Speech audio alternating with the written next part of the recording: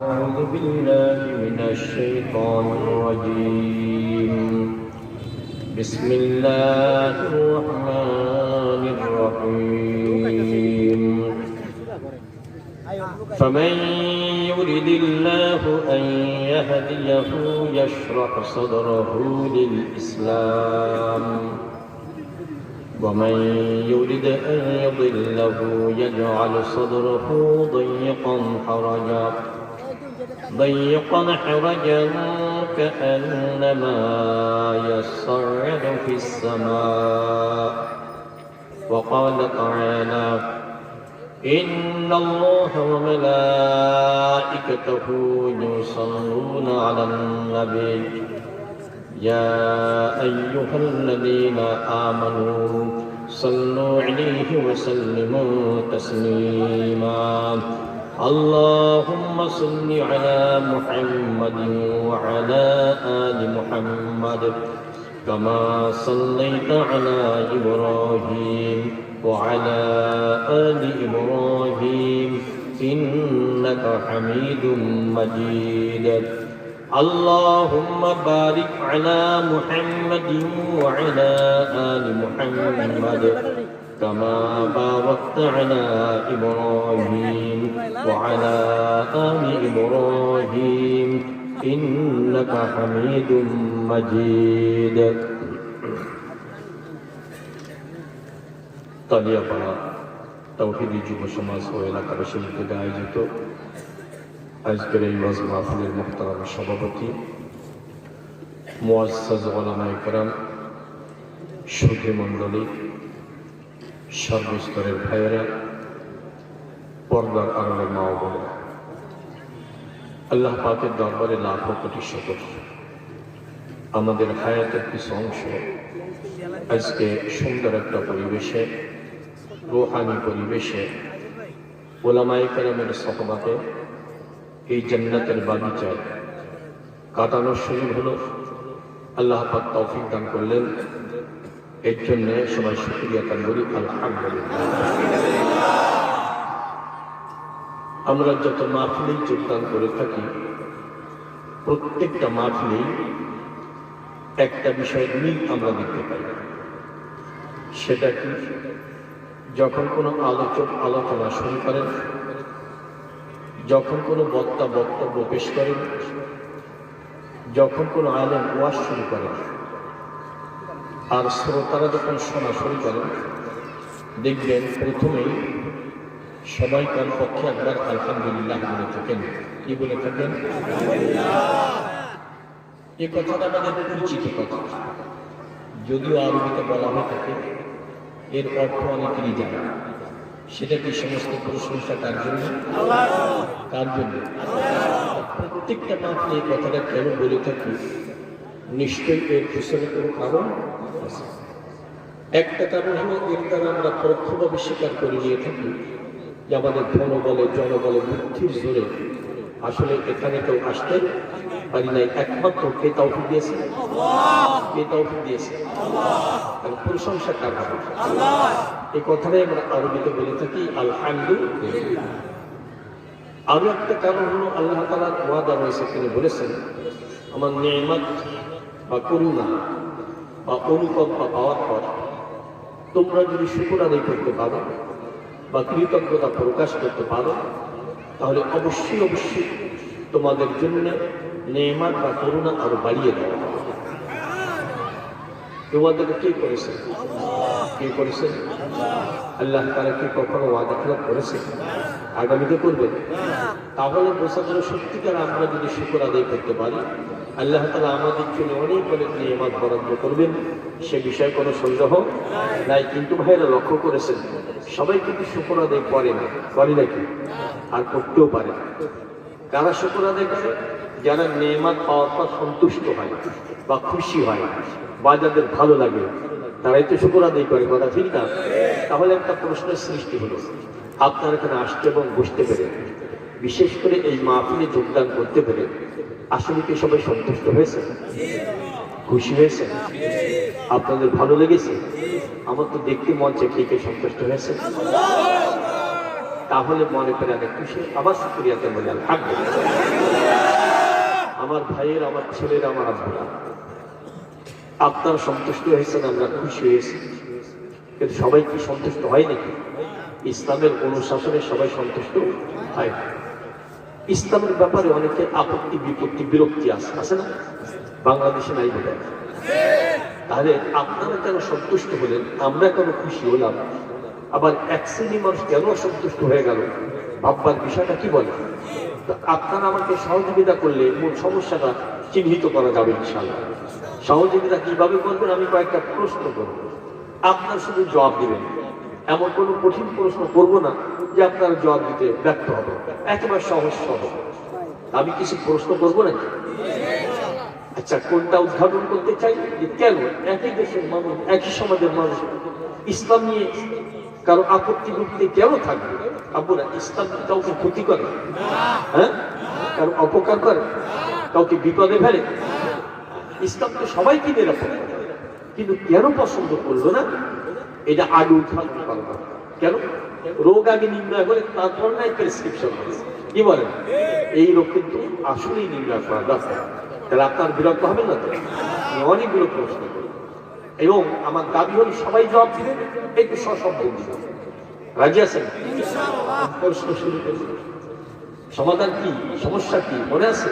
যে কেন আমরা এত বিভানন্দে করে গেলাম? কেউ খুশি, কেউ বেজার, আছে না? প্রশ্ন। আপনারা আমাদের দেশটার নাম কি? আমি দাবি করি তার একটু জোরে বলবেন এবং সবাই বলবেন। দেশটার নাম কি? ভাষা পুরোপুরি মিল আছে না?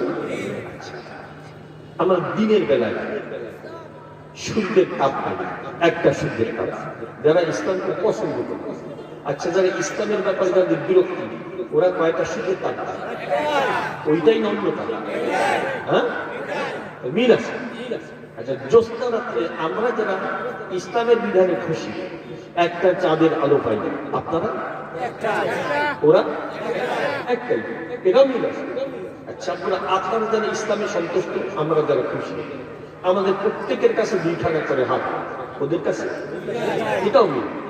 আমাদের প্রত্যেকের কাছে 2 টাকা করে চোখ, ওদের কাছে এটাও মিল। আমরা তো এখানে যারা আছে, আমরা শ্বাস প্রশ্বাসে অক্সিজেন গ্রহণ করি, আপনার কেউ নেতা করেন নাকি? আর ওরা? তাহলে আমরা এক জায়গায় পৌঁছাতে পারলাম, আমাদের ভোগ্য, উপভোগ্য, অঙ্গ, প্রত্যঙ্গের পুরাপুরি মিল আছে, কথা ঠিক না? এত কিছু মিল থাকা সত্ত্বেও বলুন তো, আমাদের আমল, আমাদের মতবাদ, আমাদের দৃষ্টিভঙ্গির পার্থক্য আছে? আছে পার্থক্য? একটু উদাহরণ দিই। আপনার এখানে যারা জমা কিছু বলুন তো, যখন আমাদের আজান শোনা হয়, তখন মনের মধ্যে একটা চাঞ্চল্য সৃষ্টি হইতে হয়।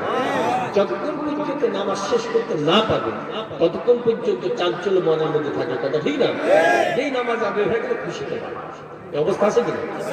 আপনি তো নামাজে আপনার আত্মীয় হতে পারে, আপনার বন্ধু হতে পারে, আপনার দলের মানুষ হতে পারে, আপনাকে ঠাট্টা করবে, বিদ্রুপ করবে, উপহাস করবে যে তুমি শিখলা সভ্যতা লালন করতেছো কেন? নামাজ পড়ে সময় অপচয় কেন করতেছো? তুমি কি হুজুর হয়ে গেছো? এই যে ঠাট্টা বিদ্রুপের প্রচলন আমাদের দেশে আসে না? একটু ভাব হয়ে গেল। কেউ কেউ নামাজের পাগল, আর কেউ নামাজ দেখলে বিরক্তি আসে, কথা ঠিক না? আর কি দেখবেন যুবকদের, যুবক আব্বুদের কথা, এক শ্রেণীর যুবক আছে দেখবেন সবার সঙ্গে ভালো আচরণ প্রদর্শন, আব্বা আম্মাকে যথা খেদমত করে, মুরব্বীদের শ্রদ্ধা করে, আলেম ওলামা তাজিম করে, আছে না? দেখবেন, আমি তো দেখেছি, আপনি মুরব্বী মানুষ, বাসে উঠেছেন, সিট পান নাই, যুবক কিন্তু সিট নিয়ে বসা, যখনই আপনার চেহারার দিকে তাকাবে, আপনি আমার সিটে বসে যান, আমি যুবক মানুষ, আমি কষ্ট করতে পারবো। এই জাতীয় মাঝখানে দেখেন কি দেখেন, এই জাতীয় যুবক আছে। আবার কিছু সংখ্যক যুবক এই এলাকা আছে কিনা জানি না, তাদের সবাই সবাই খুব সবাই কষ্ট বন্ধ করে দেয়। এই কথা বন্ধ করে দেয়। যেমন চলছিল হয়েছে নাকি ওই যাবার ডাবলিং হয়, ইকোটা করলে ভালো। ওটা সঙ্গীতে লাগে, কি বলে, ওয়াজ ভাবছে লাগে না, সঙ্গীত গাওয়ার সময় বলে লাগে। হ্যাঁ, এই জন্যে এখন এটা সিঙ্গেল সাউন্ড জমা হয়, ডাবল না হয়। তাহলে আমরা যেদিকে যাচ্ছিলাম, আমি কি কথা ঠিক বলছি না, কথা ভুল বললাম? এক ধরনের যুবক আছে ওদের উপরে সবাই খুশি, আব্বা আম্মা হাত তুললেই কিন্তু দোয়া করে, চোখের পানি করে। আচ্ছা, এমন কিছু যুবক দেশে আছে কিনা যাদের যাতনা, যাদের অত্যাচারে মানুষ সবসময় আতঙ্কের মধ্যে থাকে, কষ্ট পায়, সবাই মনে মনে কেমন যেন অভিশাপ দিতে থাকে, আছে না? আব্বা আম্মা কষ্ট পায়, কত আব্বা আম্মার পরিচয় কেমন যেন বল্লার বাসা মতো সিদ্ধ সিদ্ধ হয়ে গেছে, আছে না? এলাকাতে সবাই কিন্তু ব্যথিত, ইমাম সাহেবও বেজা আছে। তাহলে যুবক শ্রেণীর কয় ভাগই বিভক্ত হবে? বিভাগে। আর সামনে বাড়ি আমার শিক্ষিত ভাইদের কথা বলছি, অনেক শিক্ষিত আছে, রাগ করবেন না, আমি কাউকে শুরু করার জন্য বলছিলাম, সমাজের বাস্তব সমস্যা আপনারা কোনটা এটা সীমিত করার জন্য বলছি। কিছু সংখ্যক শিক্ষিত আছে দেখবেন, দেশি সনদও আছে, বিদেশি সনদ আছে, হ্যাঁ ঢুকে দেবেন, দেশি সার্টিফিকেট, বিদেশি সার্টিফিকেট। এরপর দেখবেন ওদের মাথা টুপিটা দেখা যায়, মুখে দাড়ি দেখা যায়, লম্বা জামা গায়ে দেয়, মসজিদে খুঁজে পাওয়া যায়, তাহাজ্জুদ নামাজ পড়ে, আছে না? আছে? এটাও আমি ঠিক বললাম না? আর কিছু সংখ্যক শিক্ষিত যাদেরকে বর্তমানে বুদ্ধিজীবীও বলা হয়, ওরা বলতে চায় এটা বিজ্ঞানের যুগ, এটা কম্পিউটারের যুগ, এটা মডার্ন যুগ, এটা অত্যাধুনিক যুগ, এই যুগে নাকি কোরআন চলে না। নাউজুবিল্লাহ বলবো না? আর একবার কি নাউজুবিল্লাহ বলবো না? আরো একবার বলবো নাকি? আমি আপনাদের ইমানি চেতনা সম্পর্কে স্পষ্ট হতে চাই, যুগ যাই হোক না কেন, কোরআন চলবে কি চলবে না? আংশিক চলবে না, পুরাপুরি চলবে। ওদের কপালে আগুন লাগতেই পারে, এই জন্য তো আমরা স্বেচ্ছায় আমাদের কপালে আগুন লাগাতে পারি না, কথা ঠিক না বেশি? আমরা তো কোরআনের সাথে পেয়ে গেছি, ইসলামের সাথে পেয়ে গেছি, আমরা অস্বীকার করতে পারি না, কথা ঠিক না বেশি? শিক্ষিত ভাইয়েরা কয় ভাগে বিভক্ত হলো? বিভাগ। এক ভাগ হলো আল্লাহ পাগল, ইসলামকে বুঝতে পারে না, সুন্নতকে ছাড়তে পারে না।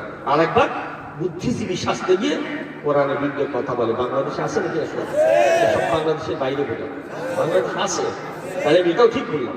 আচ্ছা, এবার আমি অফিসার ভাইদের কথা বলি, সরকারি হোক বেসরকারি, অনেক অফিসার আছে দেখবেন, ওরা কেউ কেউ আছে দেখবেন অনেক টাকা বেতন, কিন্তু ঘুষের বান্ডেল না নিয়ে কোনোদিন বাসায় ফিরতে রাজি না।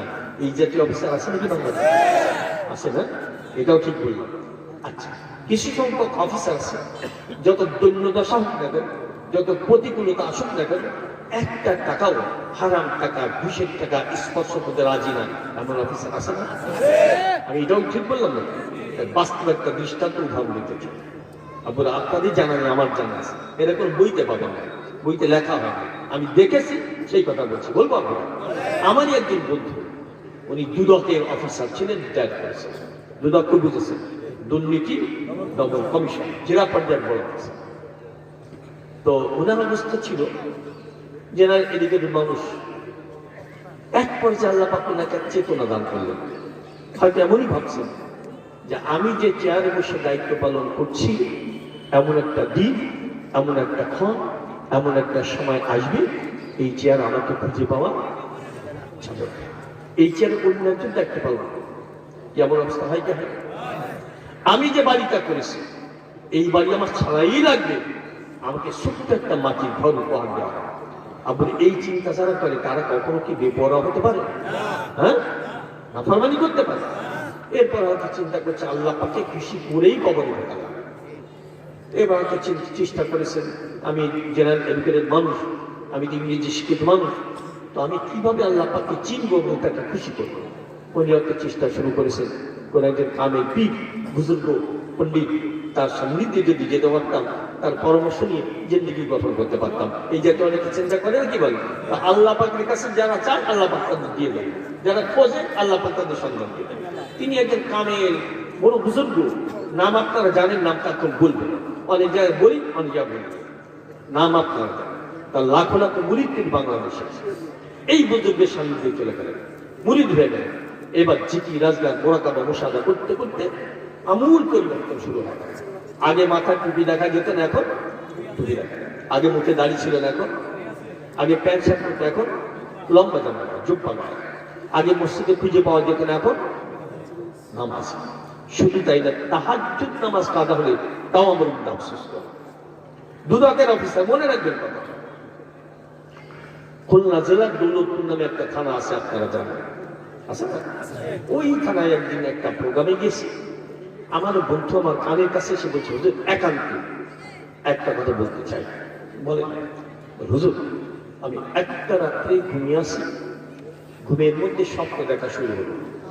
দেখতে দেখতে হঠাৎ করে দেখি মদিনাওয়ালা আমার সাথে। শুধু তাই না, মদিনাওয়ালাকে সালামও করলাম, সালামের জবাবও পেলাম। শুধু তাই না, কথাবার্তাও হলো। শুধু তাই না, মদিনাওয়ালার সিনার সাথে আমার সিনাটা মেলানোর সুযোগ হয়ে গেল। আপনারা যারা শিক্ষিত, জেনারেল এডুকেটেড অফিসার, আফসোস করতে মন চায় না, দুদাকে চেয়ারে বসে তার ভেতরে একটা রসুল প্রীতি যদি থাকতে পারে, আমি কেমন জিন্দেগি গঠন করলাম। আমি শুধু অহংকার দাপট আর অহমিকা নিয়ে চলতেছি। আমিও তো চেষ্টা করলে আল্লাহ পাক আমাকে দিতে পারতেন, কথা ঠিক না? যে কথা বলছিলাম আপনারা, অফিসারেরা কারভারি বিভক্ত হয়ে গেল, অন্য সবকিছু মিলছিল, মনে আছে? অঙ্গ প্রত্যঙ্গ, ভোগ্য উপভোগ্য। আগে একটা বলবো নাকি, আমার মেয়েরা আশেপাশে থাকতে পারে, আছে না? মেয়েদের সম্পর্কে, মেয়েরা তোমরা এখন একটু চুপ করো, মনোযোগী হও, খেয়াল করে শোনো। আমরা বুঝি অনেকদিন পর বান্ধবীর সঙ্গে দেখা হয়েছে, সঙ্গিনীর সঙ্গে সাক্ষাৎ হয়েছে, আত্মীয় স্বজনের কেউ আসছে, কুশলাদি বিনিময় করতে মন চায়, কথাবার্তা বলতে ভালো লাগে, এটা আমরা বুঝি। কিন্তু যেহেতু এই ময়দানে এই মাহফিল আগামীকাল সম্ভবত হবে না, কথা ঠিক না, হয়তো আরেক বছর পরে হতে পারে। তো আজকে তোমরা একটু মনোযোগী হও, তোমাদের সম্পর্কে দু একটা কথা আসতেও পারে। এবার তোমাদের সম্পর্কে বলছি। আব্বুরা দেখুন তো, এক সিনেমার মেয়েরা আছে, ওরা ওদের আচরণ এত খারাপ, কত স্বামীর কলিজা কেমন যেন বল্লার বাসা মতো সিদ্ধ সিদ্ধ হয়ে গেছে, না? আর সুযোগ পেয়েছে নারী নির্যাতন আইন, এই সুযোগটা পেয়ে অনেক পুরুষকে নির্যাতন করা হয়। এই জাতীয় বাংলাদেশ আছে নাকি? এটাও ঠিক বললাম। আবার কিছু সংখ্যক আমার মেয়ে আছে এমন, স্বামীর সঙ্গে এত সদাচার, এত খেদমত করে, নিজের মাথার চুল দিয়ে স্বামীর জুতা পরিষ্কার করে দিয়ে নিজেকে ধন্য মনে করে, আছে না? কিছু সংখ্যক মেয়ে আমার আছে, দেখবেন খাস পর্দা মেনে চলে, বোরকা ব্যবহার করে, হাত মোজা পা মোজাও ব্যবহার করে, পর পুরুষের তার কণ্ঠস্বর শুনতে পারে না, আছে না? আবার কিছু সংখ্যক মেয়ে আছে, ওকে ঠাট্টা করবে, বিদ্যুৎ করবে, এই আধুনিক যুগে মডার্ন যুগে তুমি কিভাবে চলাফেরা করছিস, আছে নাকি? কয় ভাগ হলো? প্রত্যেকটা সেক্টরে কাজ করলে 2 ভাগ পাওয়া যাবে। আমি আর সামনে লম্বা করবো না, যদি অতিথি একজন প্রধান আকর্ষণ, তিনি তো একটু পরে আসবেন, তিনি আসা পর্যন্ত আমি মোটামুটি একটু কথা আত্মপর্যালোচনা হিসেবে বলছি। তাহলে আব্বুরা, তাহলে আমাদের ভোগ্য উপভোগ্য সবকিছু মিল ছিল, কিন্তু আমল, মতবাদ, দৃষ্টিভঙ্গি, মানসিক রুচির পার্থক্য হয়ে গেছে। কেন? এক দেশের মানুষ, এক ভাষার মানুষ, ইসলাম কারো ক্ষতি করে না, কেন ওরা পছন্দ করতে পারলো না? আমি একটা মন্তব্য অনেক মাহফিলে শুনিয়ে থাকি, আজকে মন্তব্য শোনাবো। যত মাহফিলে শুনিয়েছে সবাই একমত হয়েছে, আপনারা একমত হবেন কিনা আমি এখনো আমি জানি না, আমি গায়েবের খবর জানি না। আব্বু, আমি একটা মন্তব্য করতে চাই, করবো? সেটা হলো, আমাদের পায়ের থেকে মাথা পর্যন্ত টোটাল বডির মধ্যে একটা জায়গা আছে। কয়টা? ওই একটা জায়গার পার্থক্যের কারণে আমাদের আমল, আমাদের মতবাদ, আমাদের দৃষ্টিভঙ্গির পার্থক্য হয়। এখনো জায়গার নাম কিন্তু বলি নাই, আপনারা বুঝে ফেলেছেন। জায়গাটা বুকের মধ্যে থাকে, আমার মধ্যেও আছে, আপনাদের মধ্যে আছে, আস্তিকের মধ্যে থাকে, নাস্তিকের মধ্যে থাকে, পুরুষের মধ্যে থাকে, মহিলার মধ্যে থাকে, প্রত্যেকটা মানুষের বুকের মধ্যে থাকে। যে জায়গার পার্থক্যের কারণেই কারো কাছে ইসলাম প্রিয় মনে হয়, আর কেউ ইসলামের বিরক্ত হয়। আব্বুরা, আপনাদের জানা থাকতে পারে, বলুন তো সেই জায়গাটার নাম কি? আবার বলে সুন্দরভাবে আপনারা জবাব দিয়েছেন, খুশি হলাম। আবার শুকরিয়া দেবেন, আলহামদুলিল্লাহ। বাংলায় সহজে বলা যায় হৃদয়। এখন আমি চূড়ান্ত মন্তব্য করতে চাই, ওই হৃদয়, ওই কলবের পার্থক্যের কারণেই আমাদের আমলার মতবাদের পার্থক্য হয়। এই কথা আপনারা একমত কিনা? এখন আমি স্পষ্ট হই নাই, যেহেতু আপনার জবানে বলেছেন, কে কে বলেছেন যে হ্যাঁ, ওই একটা জায়গায় সমস্যা হওয়ার কারণেই ইসলামকে কেউ ভালোবাসে আর কেউ ইসলামের বিরুদ্ধে অবস্থান নেয়। সেই জায়গাটার নাম কি বললেন? যে এই বললেন, কিন্তু কে কে বলেছেন আমি তো সব বুঝতে পারবো না, হাত উঁচু করলে বুঝতে পারতাম যে হ্যাঁ, ওই একটাই সমস্যা। আলহামদুলিল্লাহ, সবাই বুঝে বলি ওই একটা জায়গায় সমস্যার কারণেই এত মতভেদ, কথা ঠিক না? আব্বুরা, ওই জায়গাটা ঠিক হওয়া লাগবে না? হ্যাঁ, আর কি সুন্দর আপনারা জবাব দিয়েছেন, আমার খুব ভালো লাগতেছে। আব্বুরা, আমি ধরতে চাই কিন্তু পারি না, আমার সমস্যা কোথায়? জবাব ধরে বলে, চলতে চাই চলতে পারি না, সমস্যা কোথায়? আব্বুরা, আমি শুনতে চাই কিন্তু শো আওয়াজ শুনি, ভালো করে আওয়াজ শুনতে পারি না, সমস্যাটা কোথায়? আব্বুর আমি দেখতে চাই কিন্তু দেখতে পারি না, শুধু ধোঁয়া ধোঁয়া, সমস্যাটা কোথায়? আমরা অতি রুচিকর সুস্বাদু খাবার স্বাদ পাই না, আব্বুরা সমস্যাটা কোথায়? তাই জিহ্বায় যদি সমস্যা থাকে স্বাদ পাওয়া, যতই রুচিকর খাদ্য হোক। এবার আমি আরেকটা মন্তব্য করতে চাই, যার কলবখানা, যার হৃদয়খানা সুস্থ সবল পরিষ্কার পরিচ্ছন্ন বিশুদ্ধ, ও কিন্তু ইসলামের স্বাদ পেতে পারবে। যার কলবখানা, যার হৃদয়খানা অসুস্থ হয়ে গেছে, রোগায়িত হয়ে গেছে, ওই ইসলামের স্বাদ কখনো পাবে না। কথা ঠিক না বেঠি? নির্যাস কথা এসে গেলাম, যা হৃদয় যেমন, যা হৃদয়ের অবস্থা যেমন, তার আমল আচরণ তেমন হওয়ারই কথা। কথা ঠিক না বেঠি? তাহলে আমরা এখন একটা কথা এক জায়গায় হয়ে গেলাম, যে সকল তথাকথিত বুদ্ধিজীবীরা যারা বলে কোরআন এই যুগে চলে না, ইসলাম এই যুগে চলে না, ওদের হাত ঠিক থাকতে পারে, পা ঠিক থাকতে পারে, ব্যাংকে টাকা থাকতে পারে, খেতে ফসল থাকতে পারে, গোলা ধান থাকতে পারে, একটা জায়গা সমস্যা হয়ে গেছে, জায়গাটার নাম কি? কল। এই কলবের পার্থক্যের কারণেই কেউ নামাজের স্বাদ পায় আর কেউ নামাজের স্বাদ পায় না। কথা ঠিক না বেঠি? এই কলবের পার্থক্যের কারণেই রমজানের কেউ রোজার স্বাদ পায় আর কেউ স্বাদ পায় না। কথা ঠিক না বেঠি? এই কলবের পার্থক্যের কারণেই কেউ মক্কা যাওয়ার জন্য মদিনার রওজা পাকের কাছে সালাম দেওয়ার জন্য পাগল পাড়া থাকে, আছে কিনা? শুধু ধনীরা নয়, কত গরিব মানুষ মাওলা পাকের কাছে কাকুতি করে, মাবুদ রে, আমি গরিব মানুষ, হয়তো মক্কায় যেতে পারবো না, মদিনার রওজা পাকের কাছে গিয়ে সালাম হয়তো বা দিতে পারবো না, তবে মাবুদ আমার একটাই দাবি, আমার এই ভাঙ্গা ঘরটার মধ্যে কোনো একটা রাত্রি আমার দুইটা চোখে একটা ঘুম আপনি দান করবেন। ওই ঘুমের মধ্যে স্বপ্নের ভেতরে আপনার হাবিবের চেহারাখানা যেন দেখতে পায়। কেউ কেউ মদিনার জন্য কান্নাকাটি করি, আর কেউ কেউ মদিনার আদর্শে বিরক্ত হয়। আমরা এই বাস্তবতা নিয়েই কিন্তু আমরা জিন্দেগি যাপন করছি। কথা ঠিক না বেটি? খুঁজে দেখলাম না কোথায় কোন সমস্যা, খুঁজে না দেখলেও কিন্তু কবরে ঢুকবার পরে সবাই বিশ্বাস করবে, দেখেও ফেলবে, আফসোস করবে, কান্নাকাটি করবে, ফিরিয়ে আইবার জন্য আরো রিকোয়েস্ট করবে, আইবার কোনো সুযোগ দেওয়া হবে না। কথা ঠিক না বেটি? আমি খুশি হচ্ছি আপনারা প্রত্যেকটা প্রশ্নের জবাব দিচ্ছেন। আপনারা বলেন তাহলে আমাদের কি কবরে যাওয়া লাগবে কি লাগবে না? তাহলে আপনারা খুব কষ্ট করে বলেন কোন সালের কোন মাসের কত তারিখে কিবারে কয়টার সময় কে কে যাবে বলতে পারবেন না? কিশোরগঞ্জে কেউ পারবে না, ঢাকার মানুষই বলতে পারবে না।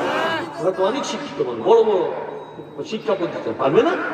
বাংলাদেশে কেউ পারবে না, লন্ডনে, আমেরিকা কেউ পারবে না। তাহলে বুঝলাম যে মৃত্যু কার কখন হবে আমাদের কারো যায় না। আমরা বর্তমান যে জিন্দেগি আমরা যাপন করতেছি এটা খুব বড় না ছোট? হ্যাঁ, কেমন ছোট? ডাইনে সালাম ফিরিয়েছি, বাম পাশে ফেরাতে পারবো কি পারবো না আমার জানা।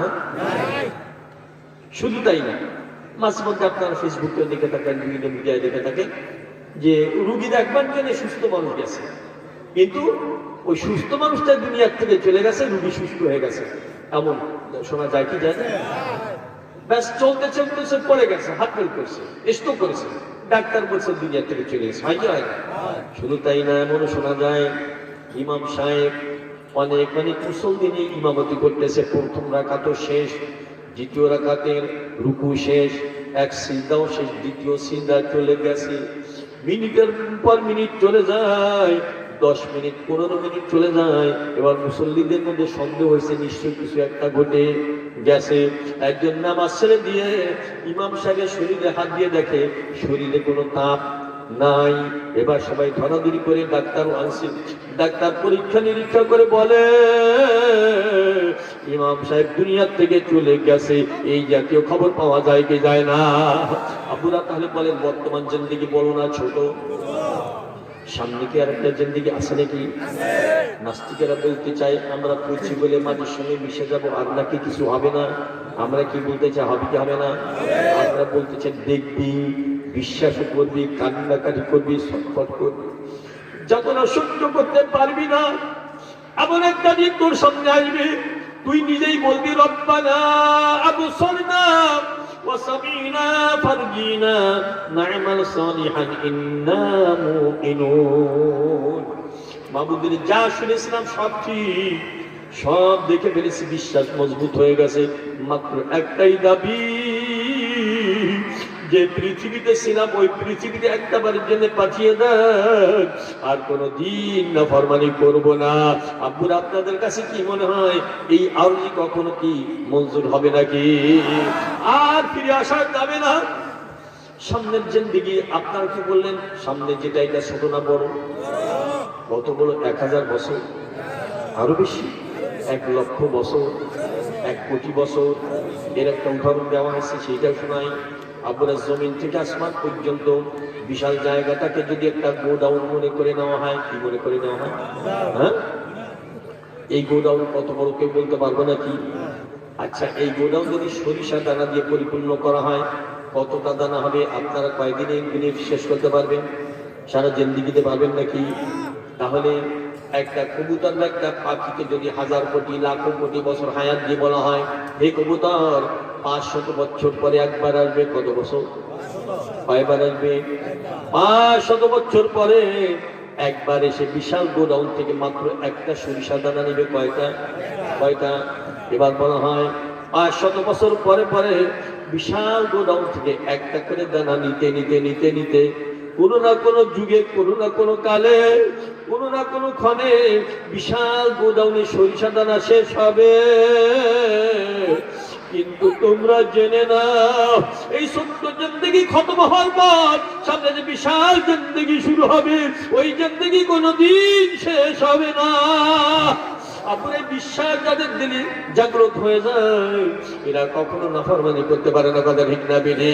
যারা বুদ্ধিমান তারা চিন্তা করে ছোট্ট জিন্দেগিতে কষ্ট করতে রাজি, বিশাল জিন্দেগিতে কষ্ট করতে রাজি না। কথা ঠিক না বেঠে? তারা বলে, যারা বুদ্ধিমান, আপুরা আপনার কি মনে করেন এই ছোট্ট জিন্দেগিতে কষ্ট করতে রাজি আছে কিনা? হ্যাঁ, কারণ কি বিশাল জিন্দেগির দিকে কষ্ট করতে আমরা রাজি না। ওই যাতনা সহ্য করবার ক্ষমতা কোনো মানুষের নাই। আপুরা, আজকের এই মাহফিলের একটা সূচনা ছিল, হয়তো আশ্রমবাদ শুরু হয়েছে, হতে পারে তারিখ না বেডিং, এর একটা সমাপ্তি আছে কিনা? হয়তো রাত 11টা, 11:30, 12 হবে কি হবে না? আপনারা প্রত্যেকটা বিষয় সূচনাও থাকে, সমাপ্তি থাকে। এবার বলেন এই মাহফিল শেষে আমরা কি করব? মনে মনে একটা এরাদা আছে কিনা? যার যার বাড়িতে, যার যার বাসায় ফিরে যাব ইচ্ছা আছে কিনা? কোন বাড়িতে কাউকে আপনার চেনা, আপনার বাড়ি আপনি চিনেন কিনা? চেনা আছে। এরপর 2টা কথা মনে রাখবেন, যে আমি যেতে চাই, ইচ্ছাও প্রবল, বাড়িটাও চিনি। কিন্তু এমনটা হতে পারে কি পারে না, মাহফিল থেকে বাড়ি যাওয়ার পথে হয়তো আজরাইল আলাইহিস সালাম কোনো একটা রাস্তার মোড়ে আমার জন্য অপেক্ষা করতেছে, এমনটা হতে পারে কি পারে না? 2 নম্বরটা কি, হয়তো বেঁচে থাকলে আল্লাহ পাক তৌফিক দিলে হয়তো চেনা বাড়িতে ঢুকতে পারবো। কিন্তু আপনারা আমাদের হায়াতের একটা সূচনা ছিল, সমাপ্তির দিন আছে কিনা? এই সমাপ্তির পর কোন বাড়িটা আমার জন্য বরাদ্দ হয়েছে জানা নাই। আল্লাহ পাক শুধু এতটুকু বলেন, বিসমিল্লাহির রহমানির রহিম, ফারিকুম ফিল জান্নাতি ওয়া ফারিকুম ফিস সাঈর। কারো কারো জায়গা, কারো কারো ঠিকানা জান্নাত, আর কারো কারো ঠিকানা জাহান্নাম। আব্বুর আবার প্রশ্ন করতে মন চায়, আমরা এখানে যত মানুষ জমায়েত হয়েছি, এর মধ্যে কারো কারো নামটা জান্নাতীদের তালিকা থাকতে পারে কি পারে না? আরে আবার কারো কারো নামটা জাহান্নামের তালিকা থাকতেও জোরে বলেন নাই যে? আরে এখন যদি আল্লাহ পাকের রহমত সম্পর্কে আপনাদের ধারণা আমি স্পষ্ট হতে চাই। আপনারা যদিও কারো কারো নামটা জাহান্নামের তালিকাভুক্ত হয়ে আসে, আল্লাহ পাক ইচ্ছা করলে আজকের আমাদের চেষ্টা, আমাদের আবেগ, আমাদের পিপাসা, আমাদের আগ্রহ, যুবকদের তওবা, এত কিছুর ওসিলায় যাদের নামটা জাহান্নামের তালিকায় ছিল, আল্লাহ পাকের কুদরতি হাতের কুদরতি কলম দিয়ে ওইখান থেকে নামটা কেটে দিয়ে আমাদের নামটা জান্নাতীদের তালিকাভুক্ত আল্লাহ পাক করতে পারেন যে পারেন না? কার কার বিশ্বাস হয়েছে? আল্লাহু আকবার, আল্লাহু আকবার। মাবুদের আপনি কবুল করে নেন, প্রত্যেকের গলা দিয়ে তৌফিকের মালা পরিয়ে দেন, সবাই বলি আমিন। তাহলে আমরা সিদ্ধান্ত নিয়ে ফেলি, আমরা বড় বাড়ির ঠিকানা কয়টা? একটা হলো জান্নাত, আর একটা আমরা কোনটায় যেতে চাই? জোরে বলেন নাই যে কেউ কেউ না, সবাই। হ্যাঁ, হাত উঁচু করে দেখাতে পারবো না কি? মাশাআল্লাহ, আল্লাহ পাকের সবের জন্য জান্নাত বরাদ্দ করে দেন, সবাই মিলে আমিন। তাহলে আগে ভাগে শরীরের যত্ন থেকে ওই যে বিষয়টা যে আমরা চর্চা করি ওইটা পরিষ্কার পরিচ্ছন্ন বিশুদ্ধ হওয়া লাগবে, কথা ঠিক না? আপনারা একটা ফটো আপনারা এই ফটো আপনারা দিতে পারবেন। আচ্ছা, কারো অন্তরে কারো হৃদয়ে সামান্য পরিমাণ গুনাহের কালিমা যদি লেগে থাকে, এই অবস্থায় পবিত্র জান্নাতে কেউ ঢুকতে পারবে না? হ্যাঁ, এক জান্নাত পরিমাণ থাকলেও জান্নাতে ঢুকতে পারবে না। তাহলে সিদ্ধান্ত নেওয়া লাগে না? আপনারা কবরে ঢুকবার আগেই আমাদের কলবখানা পরিষ্কার পরিচ্ছন্ন বিশুদ্ধ হয়ে যাক, এটা আমরা চাই কি চাই না? আমি কয়েকটা ঔষধের নাম বলবো, কলব ঠিক করার জন্য কয়েকটা ঔষধের নাম বলবো। আমরা প্রেসক্রিপশনের দিকে যাচ্ছি। এই প্রেসক্রিপশন মোতাবেক ঔষধ ব্যবহার করতে পারলে আল্লাহ পাক যদি কবুল করে না, আমাদের কলবখানা পরিষ্কার হয়ে যায়। বলবো নাকি? বলবো? বলতো কি ঠিক করার জন্য? শরীর ঠিক করার জন্য আপনি যান, যে কোনো ডাক্তার কাছে গেলে প্রেসক্রিপশন দিয়ে দিবে, তাই না? এবং ফার্মেসিরও, ফার্মেসিতে প্রত্যেকটা প্রকারের ঔষধ পাওয়া যায়, কিন্তু ব্যবহার করতে যারা ডাক্তার তাদের প্রেসক্রিপশন মোতাবেক, কথা ঠিক না? এখন আমরা যাচ্ছি যে জায়গাটা সমস্যা থাকলে জান্নাতে ঢোকা যাবে না, ওই জায়গাটা ঠিক করা, পরিষ্কার করা, পরিচ্ছন্ন বিশুদ্ধ করার জন্য কয়েকটা ঔষধের নাম বলতে চাই। আমরা কবে বলবো? আগামী বছর সে আজকে বলবো? মাশাআল্লাহ। এক নম্বর, কয় নম্বর মনে রাখতে পারবেন না? এক নম্বর হলো খাঁটি তওবা করলে আল্লাহ পাক সকল গুনাহ খাতা মাফ করে দিয়ে কলবখানা আয়নার মতো চকচকা করে দেয়। আপনারা কি বললাম? এক নম্বর ঔষধ খাঁটি তওবা। বলুন তো, খাঁটি তওবা, ভেজাল তওবা কিন্তু আছে। কি? আস্তাগফিরুল্লাহ বলে গুনাহ একটাও ছাড়ে না, এটা ভেজাল তওবা। খাঁটি তওবা বললে একটা জায়গা পিওর, ফ্রেশ, পবিত্র, পরিচ্ছন্ন হয়ে যায়। আচ্ছা, সেইটার নাম কি বললাম? দেখি কার কার মনে আছে, আত্মসাৎ করেন। আপনাদের ব্রেন শক্তি আল্লাহ পাক খুলে দিয়েছে। ভারতের একটা ঘটনা মনে এসে গেছে, বুখারী শরীফের, বলবো এটা বলে। একজন সাহাবীর নাম আপনারাও জানেন, দেখুন তো এই নামটা কোনোদিন শুনেছেন কিনা? হযরত আবু হুরায়রা রাদিয়াল্লাহু তাআলা নাম শুনেছেন? যত মাওলানা হয়েছে দেশে, এই নামটা উচ্চারণ ছাড়া কেউ মাওলানা হতে পারে নাই, আগামীতে হওয়ার সম্ভাবনা নেই। নামটা বলুন তো। তিনি একবার আত্মনির্ণয়, আত্মপর্যালোচনায় দেখলেন যে আমি রাসূলের জবান থেকে অনেক হাদিস শুনি, সব মনে রাখতে পারি না। কি আমাদের ভাই কেন সব আজকে মনে থাকে? এখন রাসূলুল্লাহ সাল্লাল্লাহু আলাইহি ওয়াসাল্লামের কাছে বলছেন, ইয়া রাসূলুল্লাহ, আপনার পবিত্র জবানের পবিত্র বাণী অনেক শুনি, আমি সব আয়ত্ত করতে পারি না। রাসূলুল্লাহ সাল্লাল্লাহু আলাইহি ওয়াসাল্লাম বললেন, তাহলে আবু হুরায়রা, তোমার গায়ের চাদরখানা আমার সামনে বিছিয়ে দাও।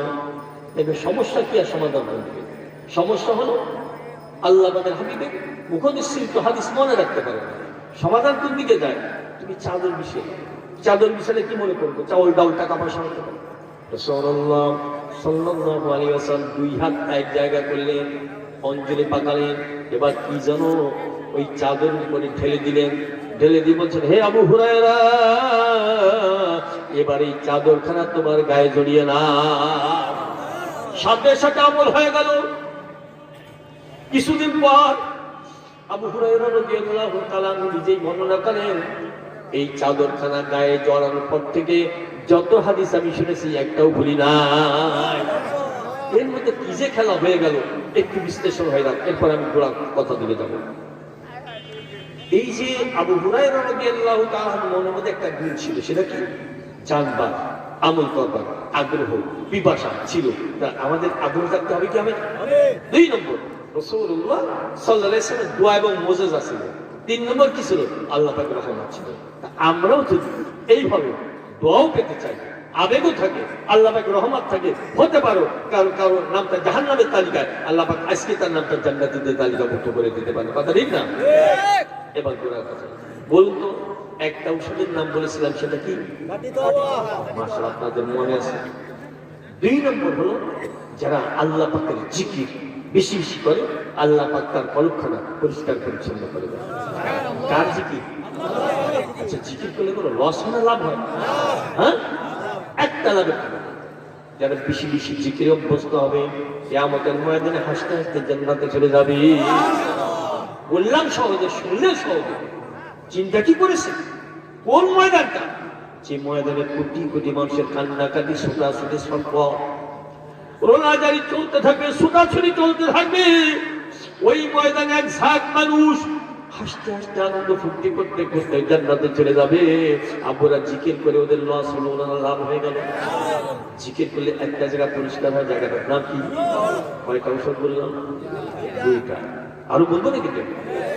3 নম্বর হলো সহবাতে আহলুল্লাহ।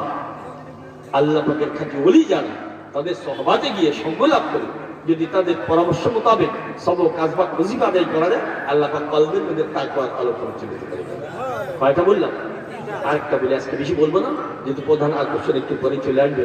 আমি যত সহজে পারি সংক্ষেপে বলার চেষ্টা করবো। আচ্ছা, কয়টা বললাম? 1 নম্বর বলেন। কেউ কেউ বলছে, কেউ কেউ বলছে না, মনে মনে বলছে জবাব তুলে বলেন না। 2 নম্বরটা কি বললাম? আল্লাহ। 3 নম্বরটা মনে আছে? আল্লাহ পাকের খাঁটি ওলি আশেক যারা, তাদের সহবাতে গিয়ে তাদের পরামর্শ নিতে। 4 নম্বর, আল কোরআন তেলাওয়াত করলে কলবের মধ্যে আলো পড়ছে। আব্বুরা, কোরআনের অক্ষর দেখতে কালো, কিন্তু এর মধ্যে লুকায়িত আছে হিদায়াতের আলো। কথা ঠিক না? কয়টা বললাম? 1 নম্বরটা কি? খাঁটি তওবা, ভেজাল তওবা। আমি উদাহরণ দিয়ে বলি। খাঁটি তওবা হলো, আমার কোন ছেলেটা বেনামাজি ছিল, আজকেই মনে মনে তওবা করেছে আমি বেনামাজি থাকবো না। ও বলেছে একবার মাত্র আস্তাগফিরুল্লাহ, কয়বার? নিয়ত করেছে আমি আর বেনামাজি থাকবো। ও আগামী করে নামাজ পড়ছে, পরশুদিন বাকি জিন্দেগি নামাজি হয়ে গেছে। আচ্ছা, ওকে তওবা ঠিক আছে কিনা? আর যদি 100 বার করছে, 100 বার আস্তাগফিরুল্লাহ আস্তাগফিরুল্লাহ আস্তাগফিরুল্লাহ, ও ছিল বেনামাজি, আগামীকালও বেনামাজি, পরশুদিন বেনামাজি, বাকি জিন্দেগি বেনামাজি, ওর কি তওবা হয়েছে? এই জন্য বলছে খাঁটি তওবা, অর্থাৎ গুনাহের কাজ ছাড়ানো। রাজি আছে? আপুরা, অনেকে বেনামাজি থাকতে পারে, আধা নামাজি থাকতে পারে, হয়তো দলীয় কারণে, সমাজের কারণে, পরিবেশগত কারণে, বন্ধুদের পালাপালি হয়তো নামাজি হয় না। আজকে কিছু সিদ্ধান্ত নেওয়া যায় না যে আমরা পাকা নামাজি হয়ে যাবো, তাই না? আচ্ছা, নামাজ কি অপকারী না উপকারী? ক্ষতিকর না লাভজনক? ছোটবেলার থেকে শুনে আসতেছি, আমার কি দেখানো অভ্যাস, আজকে আমি দেখাতে চাই নামাজের মধ্যে কিছু আসবে। দেখাবো? আমাদের 2 জন যুবক দিবেন। 2 জন। কয়জন? 1 জন হতে হবে পাক্কা নামাজি, আর 1 জন হতে হবে কাট্টা বেনামাজি। কয়জন হলো? প্রথম জন কি কাট্টা, দ্বিতীয় জন কাট্টা, 2 জনকে স্টেজে দাঁড় করা। মধ্যখান থেকে একজন মোমেন, বুদ্ধিমান, দূরদর্শী, তাকে বলেন ভাইজান আপনি এদের কি চিনেন? বলে না, চিনি না। এর মধ্যে একজন পাক্কা নামাজি আছে, আরেকজন কাট্টা বেনামাজি, পার্থক্য করে দেখাতে পারবে। বুদ্ধিমান মোমেন কি বলে? ইনশাআল্লাহ চেষ্টা করলে হয়তো বাবা। এবার দেখবেন 1 কদম 2 কদম করতে করতে স্টেজের পাশে আসবে। এবার ওদের হাতের দিকে তাকাবে না, পায়ের দিকে তাকাবে না, পোশাকের দিকে তাকাবে না, বারবার বারবার করে ওই 2 জনের চেহারার দিকে নজর করা শুরু করে দিবে। কয়েক সেকেন্ড নজর করবার পর একটা ছেলের হাত ধরে বলবে ইনশাআল্লাহ এই ছেলেটা পাক্কা নামাজি। আবার প্রশ্ন করবেন চিনেন না? আন্দাজে বললেন, এখন বলবে চিনিও না, আবার আন্দাজেও কিন্তু বলি না। তোমরা কেন দেখো না এই ছেলের চেহারায় একটা নুরানি আভা দেখা যায়। একই এলাকায় বসবাস করলে, একই অক্সিজেন গ্রহণ করলে, একই সূর্যের তাপ পেল, এর চেহারা উজ্জ্বল আভা কেন ফুটে উঠলো? আব্বুর এক পেছনে কোনো কারণ বা রহস্য আছে কিনা? আমার উস্তাদ রূপক কায়দা বলেছিলেন, কেউ যদি আল্লাহ পাককে সিজদা দেয়, ও কেমন যেন নূরের রুমালির উপরে সিজদা দেয়। নূরের রুমালির উপরে সিজদা দিতে দিতে দিতে দিতে ওর হৃদয়খানা আলোকিত হয়। শুধু তাই না, আব্বুর আপনারা বলেন ওর চেহারা একটা উজ্জ্বল আভা ফুটে উঠতে দেখা যায় কি যায় না? আমি একটা দেখালাম, আপনার একটা দেখান। আমরা এই এলাকায় মাঝে মাঝে শোক সংবাদ প্রচার পাই কি হয় না? পাই নাকি? নামাজিও মরে যায়, বেনামাজিও মরে যায়। আত্মার সাক্ষী দেন আমাকে খুশি করার জন্য, মিথ্যা সাক্ষী দেওয়ার কোন প্রয়োজন নাই। আপনারা বলেন পাক্কা নামাজি ছেলেটা ইন্তিকালের পর আগে যে চেহারা ছিল, ইন্তিকালের পর চেহারা আরো উজ্জ্বল হতে দেখা যায় কি যায় না? শুধু তাই না, মাঝে মধ্যে দেখেন সামাজিক যোগাযোগ মাধ্যমে দেখেন কোন ডেড বডির চেহারার দিকে তাকালে ও হ্যাঁ জীবিত মানুষের মতো মুসকে মুসকে হাসে দেখা যায় কি যায় না? এবার আপনারা কি বলবেন? নামাজের মধ্যে কিছু আছে কিনা? হ্যাঁ, মুরব্বীরা কিন্তু ডেড বডির দিকে দেখবেন, তাকাবে, দুইজনে বলা বলি করবে, মন্তব্য বিনিময় করবে। একজন মুরব্বী বলবে, দেখো এই ছেলেটার চেহারার দিকে তাকিয়ে দেখো কেমন যেন একটা জান্নাতি চেহারা নিয়ে কবরে রওনা করেছে। মুরব্বীরা বলা বলি করে কি করে না? আব্দুর রাহিম বিপরীতে চোর, ডাকাত, মস্তান, সন্ত্রাসী, কাটাবান, বিয়াদব, বেনামাজি মরে যাওয়ার পর সাক্ষী দেন ওদের চেহারা কুচ্ছিত, বাদাকার, কালো, বিচ্ছিরি হতে দেখা যায় কি যায় না? এবার আপনারা কি বলবেন? নামাজের মধ্যে বিশ্বাস আছে কিনা? আচ্ছা, দুনিয়া থাকলে কবরে থাকবে কি থাকবে না? কবরে থাকলে কিয়ামতের ময়দানে থাকবে কি থাকবে না? ওরা কিয়ামতের ময়দানে যখন উঠবে, আল্লাহ পাকের পক্ষের থেকে সিদ্ধান্ত জানিয়ে দেওয়া হবে, ওদের কোনো হিসাব লাগবে না। এই নেয়ামত কি সারা যায় নাকি? আপনার অনেক ওলামায়ে কেরাম, ওলামায়ে ইজাম, মুরব্বিরা আসছে, এইখানে একটা সিদ্ধান্ত নেওয়া যায়।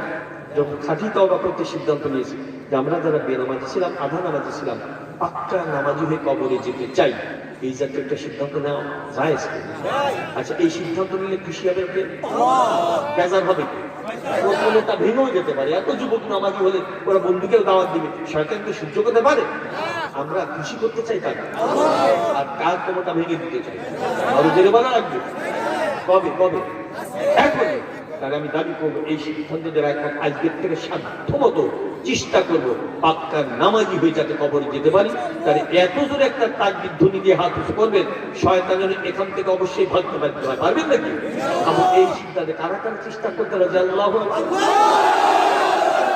আরেকবার পারবো কিনা? আরো জোরে পারবো কিনা? আল্লাহু আলহামদুলিল্লাহ, আপনারা ভালো সিদ্ধান্ত, মাফের সাফল্য বলে হয়েছে আলহামদুলিল্লাহ। আপনারা যখন তওবার কথা এসে গেছে, আর দিয়ে একটা আমলের কথা বলে যাই, বলবো নাকি? খুব খেয়াল করে শুনতেন। আপনার আমলের নিয়ে শুনছেন তো? মাশাআল্লাহ। এই আঙ্গুলটার নাম বলতে পারবেন কেউ? হ্যাঁ, এই আঙ্গুলটার নাম বৃদ্ধ আঙ্গুল বা বুড়ো আঙ্গুল। আচ্ছা, শাহাদাত কথাটা বাংলার আঙ্গুল অর্থ কি? সাক্ষী বা সাক্ষী দেওয়া। আচ্ছা, আত্মাহিয়াত পড়বার সময় হঠাৎ করে একটা আঙ্গুল উঁচু করেন নাকি কেউ? কেউ আঙ্গুলটা একটু দেখাবেন। মাশাআল্লাহ। নামটা বলেন, অর্থটা বলেন। সাক্ষী বা সাক্ষী। আচ্ছা, বলুন তো কোন বাক্যটা উচ্চারণকালে আঙ্গুলটা হঠাৎ করে উঁচু করে সেটা সবাই বলেন তো? আলবাদ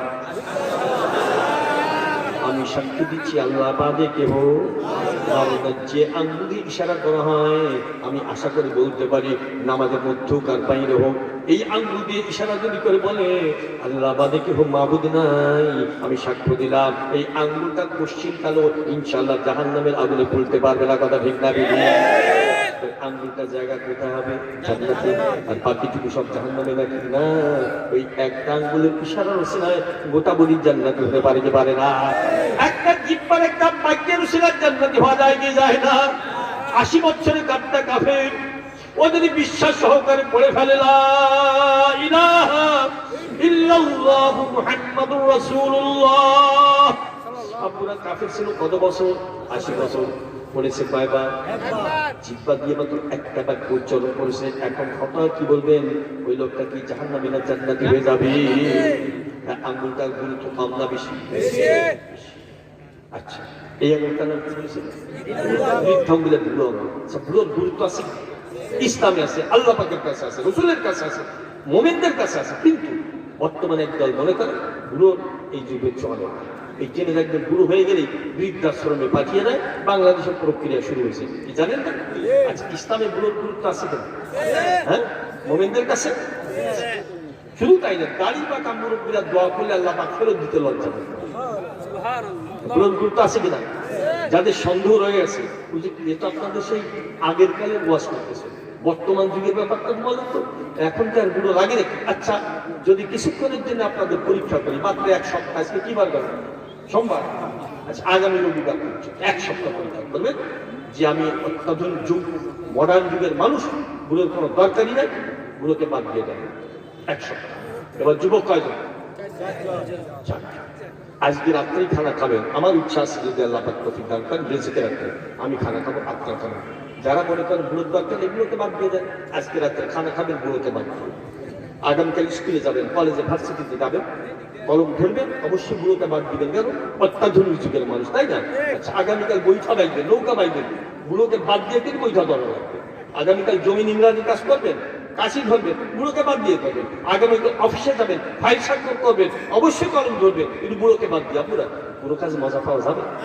হ্যাঁ, বুড়ো কাজ সুস্থিতি সম্পন্ন হবে? বুড়োর বুদ্ধ আছে কিনা?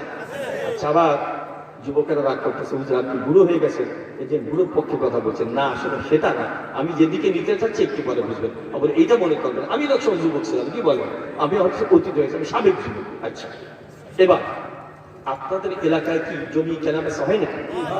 দলিলও হয়?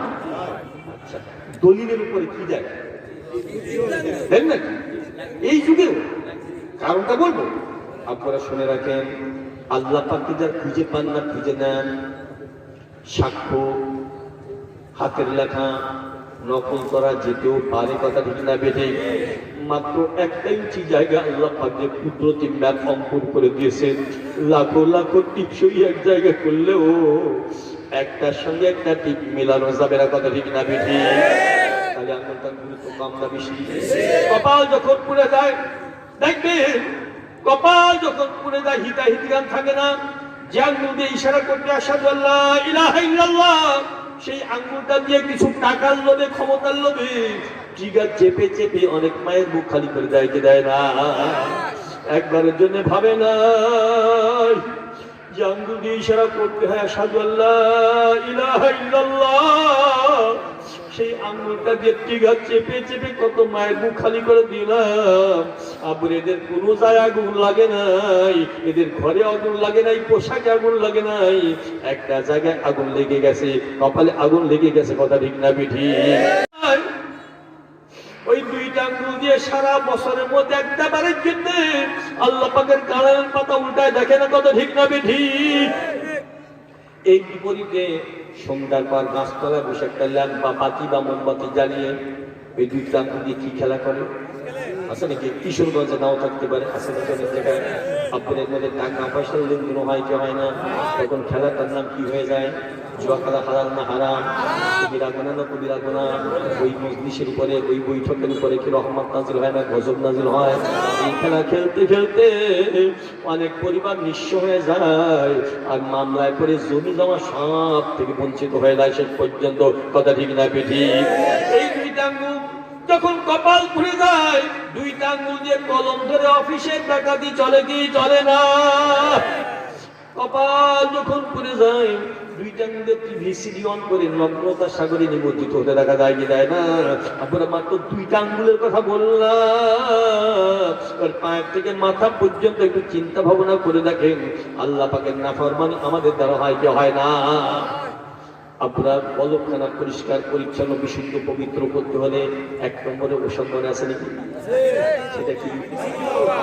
আচ্ছা, আমার কোন মেয়েটা পর্দার আলের ওয়াজ শুনতেছে, ও ওয়াজ শুনবার পর মনটা একটু নরম হয়ে গেছে, মাত্র একবার আস্তাগফিরুল্লাহ পড়লো, কতবার?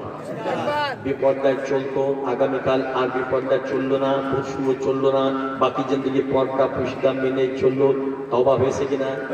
আর একটা মেয়ে 100 বার আস্তাগফিরুল্লাহ পড়লো, আজও বিপর্দা ছিল, আগামীকালও বিপর্দা, পরশুদিনও বিপর্দা, বাকি জিন্দগি বিপর্দা, ওর কি তওবা হয়েছে নাকি? ভেজাল যুক্ত তওবা হয়ে গেছে। খাঁটি তওবা করলে আল্লাহ পাক খুশি, ওই সমস্ত গুনাহ খাতা মাফ করে দিয়ে কলবখানা পরিষ্কার পরিচ্ছন্ন আয়নার মতো করে দেয়। শুধু তাই না, আরো সুসংবাদ বলবো আপনারা। আল কোরআনে কোনো সন্দেহ আছে? আল কোরআনে কথা بسم الله الرحمن الرحيم من تاب وآمن وعمل عملا صالحا فأولئك يبدل الله سيئاتهم حسنات وكان الله غفورا رحيما। একটু শুকরিয়া তার বলি আলহামদুলিল্লাহ। আপনারা মনে মনে ভাবতে পারেন কিছুই তো বুঝতে পারলাম না, মাতৃভাষা হলে বুঝতে পারতাম, কেন আলহামদুলিল্লাহ বললাম? আপনারা আল কোরআনের আয়াত শুনলে কি লস হয় না, লাভ হয়? ওযু যদি নাও থাকে, এক একটা অক্ষরের বিনিময়ে কমপক্ষে 10টা নেকির আশা করা যায়। আর নামাজের মধ্যে যদি হয়, প্রতিটা অক্ষরের বিনিময়ে 100 নেকি লেখা হয়ে যায়, শুধু তাই না 100 সগীরা গুনাহ মাফ হয়ে যায়। আপনারা এবার তাহলে অর্থটা বলে দেই। আল্লাহ পাক বলেছে 3টা গুণের সমন্বয় যাদের মধ্যে পাওয়া যাবে, কয়টা? কয়টা? আমি দাবি করেছিলাম সবাই বলবেন, সশব্দ বলবেন, কয়টা? এক নম্বর মান তাবা, যে ব্যক্তি তওবা করেছে, কি করেছে?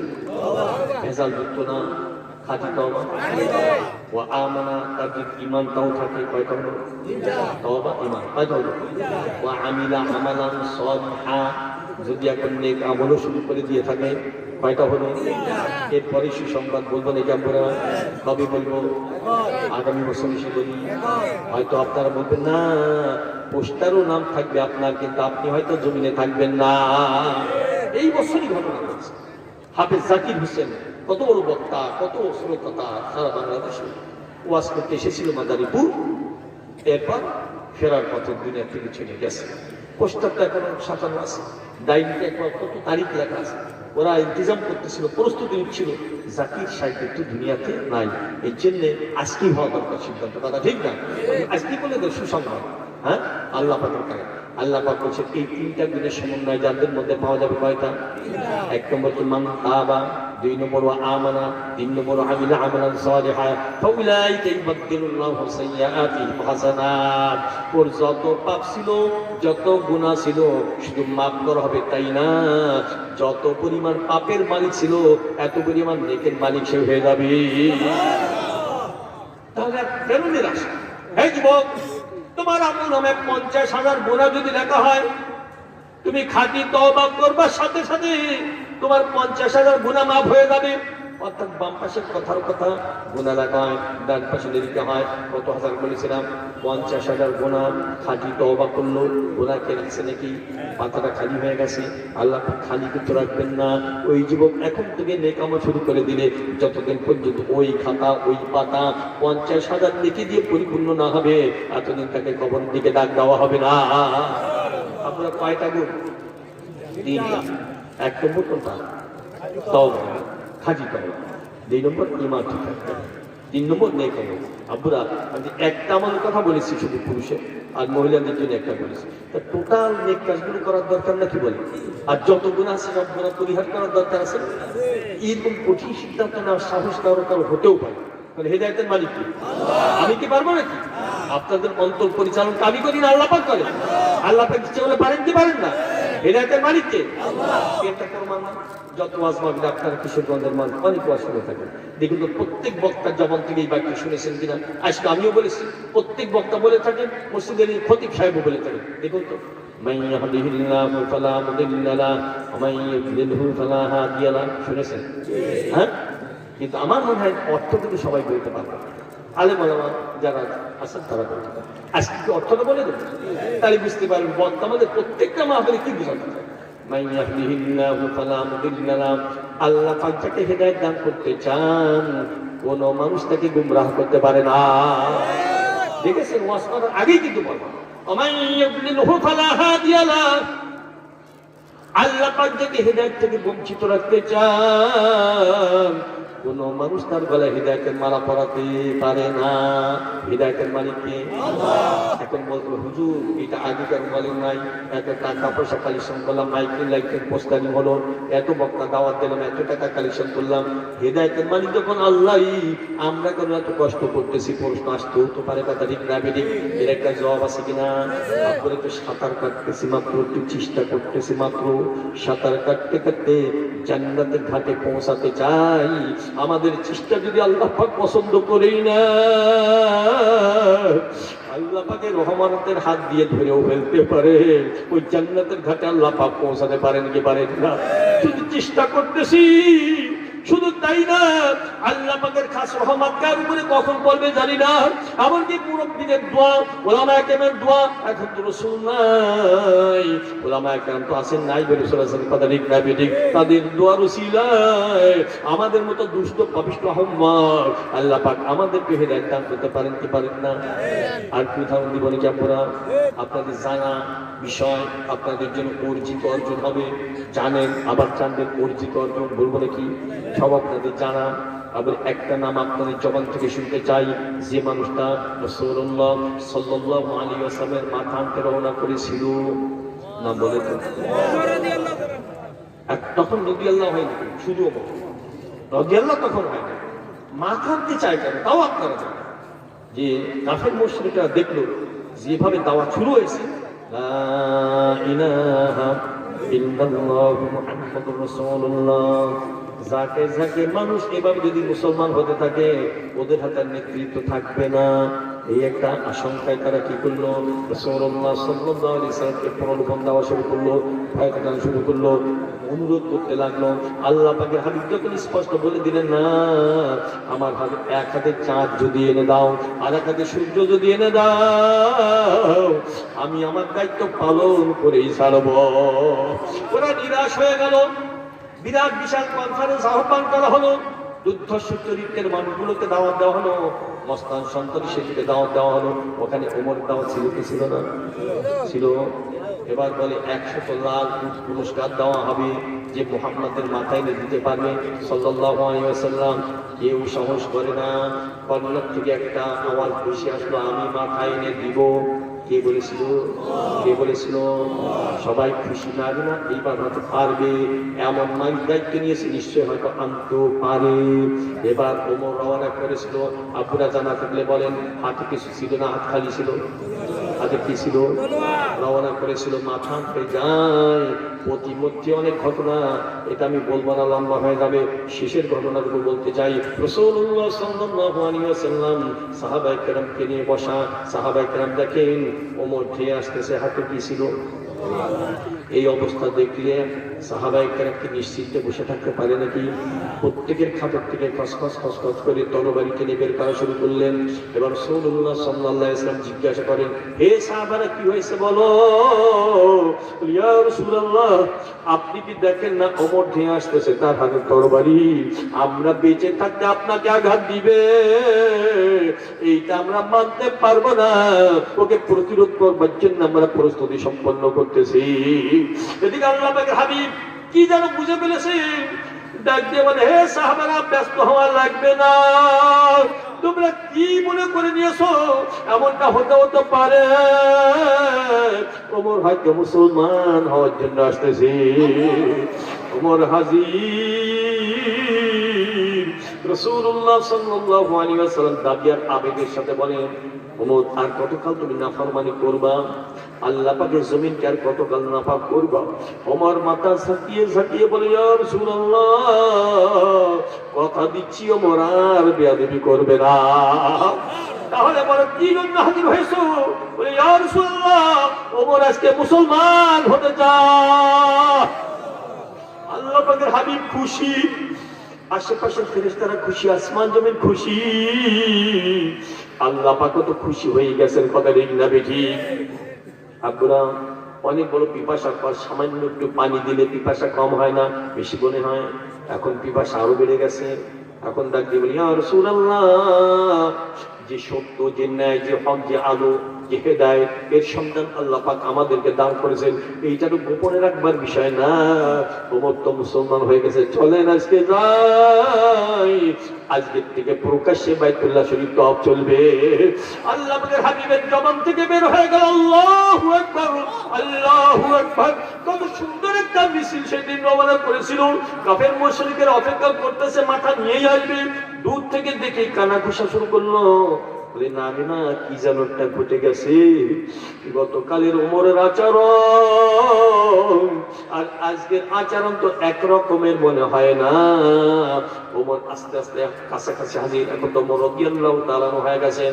ডাক ছেড়ে বলেন, হে কাফেরেরা, একটা সংবাদ তোদের কাছে দিতে চাই, আর একটা সতর্ক বাণী শোনাতে চাই। সংবাদটা শুনে নে, ওমর কিন্তু মুসলমান হয়ে গেছে। আজকে যদি কারো সন্তানকে এতিম বানাতে চায়, স্ত্রীকে বিধবা বানাতে চাস, পারলে আজকে রাসূলের সঙ্গে বেয়াদবি করলে ওমরের তরবারি থেকে রিহাই তোদের দেওয়া হবে না। আয় আয় পারলে আয়। এখন কেউ আর সাহস করে না। এই সত্য ঘটনার থেকে কি উদ্ঘাটন করলাম আপনারা? সেটা হলো, ওমর মাথা আনতে চেয়েছিল কার? রাসূলের মাথা। আপনার কি মাথা আনতে চেয়েছেন নাকি? একজন আলেমের মাথা আনতে সাহস পান না। কথা ঠিক না বেঠিক? বিদাত বিয়াদবি হয়ে গেল, গোপনে মাপও চেয়ে নেন। কথা ঠিক না?